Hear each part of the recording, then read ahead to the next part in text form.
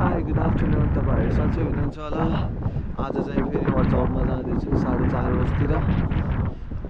क्याटरिङको जबमा छ, वेटरको लागि आज झन् आफ्नै ठाउँमा पाइरहेको छ। त्यसको लागि धेरै खुसी अहिलेसम्म जब पाइ नै रहेको छ, त्यसको केही प्रब्लम छैन। नयाँ न्युज, अब हाम्रो भतिज रिजन श्रेष्ठले पनि काम पाइसकेको छ आज केही समयको लागि।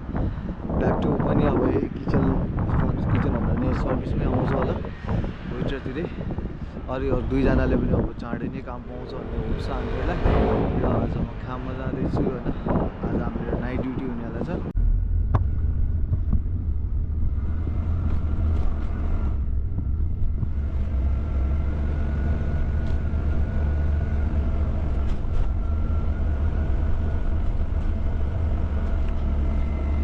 फाइनली चाहिँ हाम्रो स्टेसन आइसक्यो 2 घन्टाको रातपछि।